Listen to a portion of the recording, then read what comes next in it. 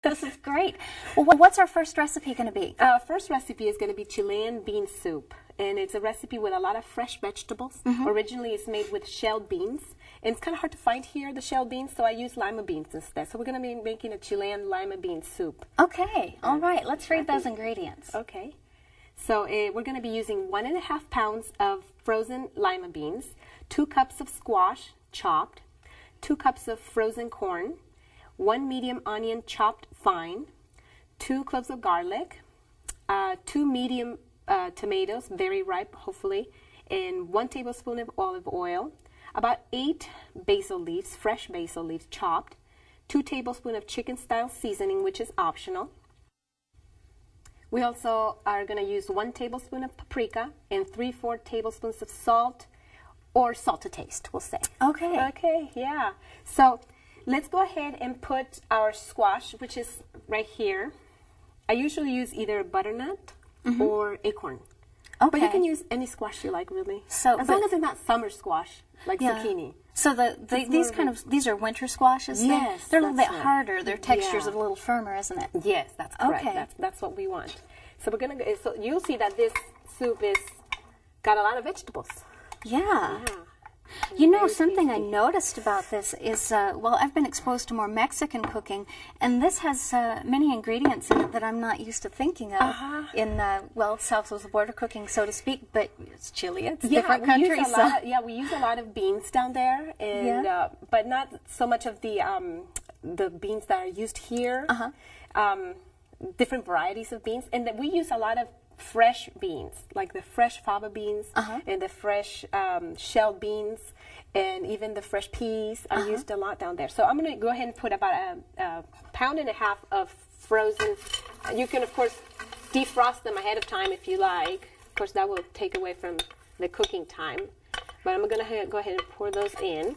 And we're going to go ahead and boil those for about, I would say about 10 minutes until the squash is soft. And in the meantime, we can go ahead and prepare our onion and our garlic. And we're going to go ahead and use this little skillet. You don't need a lot of skillet for that. And we're going to go ahead and use some olive oil. So we pour the olive oil. Okay, and there's your onions. And here's my chopped onions already. Of course, in the kitchen, you would have to chop them, and in the meantime, while this cooks, you will be chopping all your vegetables. But since we're on TV, you know, it's a little bit different. Everything is ready ahead of time. You know, I read something interesting the other day. They say if you don't want to cry when you're peeling the onions, if you put them in the freezer for 30 minutes ahead of time. It's ready ahead. Stir frying this, and I'm going to put it on high. Hopefully that will pick up some heat. Okay. And what we're going to use this in this recipe also is some fresh basil. I don't know how often you use fresh basil, but we use it a lot down there. Really? And it gives it a completely different taste. As opposed to using like dry basil. Dry basil is another option you can use if you don't find fresh basil. But you know what? Fresh basil is really easy to find nowadays. It is. Yeah. And almost any grocery store would carry some fresh spices, fresh herbs. Yeah, in the little plastic containers. Yeah. So you shouldn't have too much hard time finding the fresh basil, and you really like it. You really like the taste. I think most people will like it. But of course, you can. If you don't really like basil, you can use other herbs. I guess you can use some parsley instead, or cilantro, I guess. But it will not taste like Chilean bean soup anymore. Try the basil. The basil's good. Try the basil. It the basil smells good. It definitely gives it that wonderful smell and taste. And you're so right. It's not like the dried. It's not. It's very different. A lot of herbs are similar. When you use the dry or the fresh, and you can exchange them. But with the basil, it's just not the same. It's much better with the fresh. So you see, we're going to stir fry this this onion and garlic, you know, until the onion is nice and soft. Yeah. And we're going to also add some paprika. Okay. Where's our paprika? Right here. Whoops. Now you may use only paprika, or you may use paprika and a little bit of maybe mild chili powder. I'm not a chili eating person, but I found that sometimes you can find the mild chili powders. And you can use that here, and it gives a nice taste without too much of the hot that you can eat. You know, my husband is from Mexico, so he could eat a lot of hot, but I can't. So I have to find substitutes for most of our dishes that we eat together. But I find that a little bit of mild chili powder is not too bad. Okay. Especially if you find a variety that says California chili powder. California red chilies are the dry red chilies, and they're very, very mild. So you almost are not going to have a problem. Even if you don't eat any chili like me, you're going to be okay. And then if you don't have the chili, you can use the paprika. The paprika. Paprika is good. That's good. Paprika is a good substitute as well. Okay, I learned something new today. Yeah. So see how I don't know if you could see from over there. Yeah, I can see that. The onions are taking on the color there. Yeah.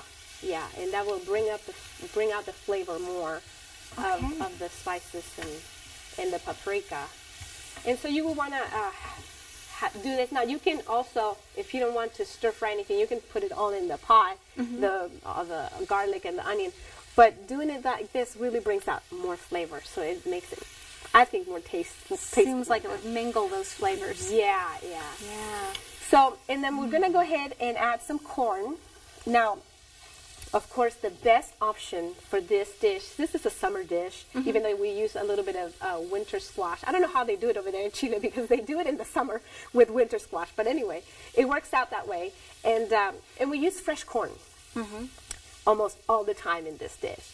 And if you do that, it will really make a difference, I think. A lot of people can't tell the difference, but I could tell the difference when you use fresh corn, because the taste will be wonderful. Fresh as opposed to frozen or canned? Exactly, as opposed to frozen or canned.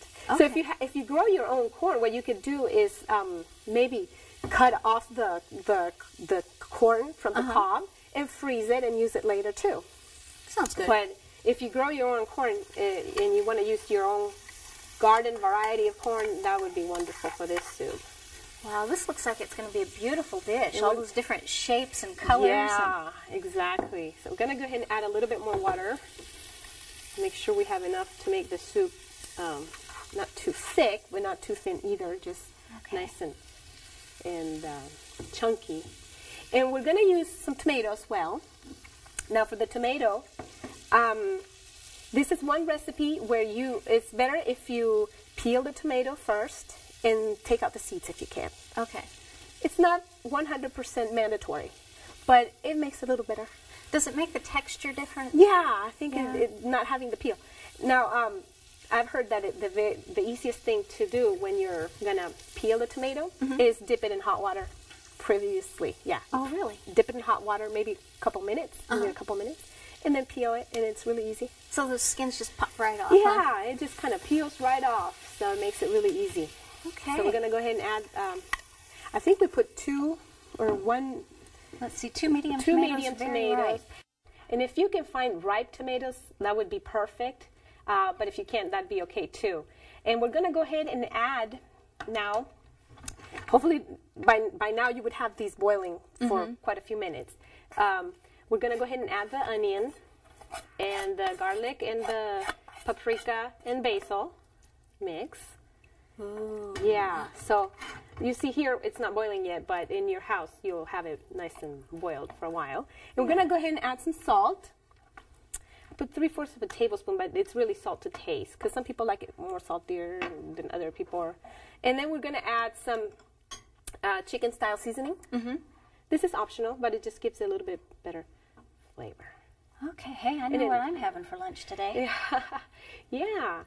So I think we're going to let this boil and move to our next recipe. And we're going to maybe show, well, it kind of looks similar to what it will look at the end when it's all ready. And we'll just show the final, similar to what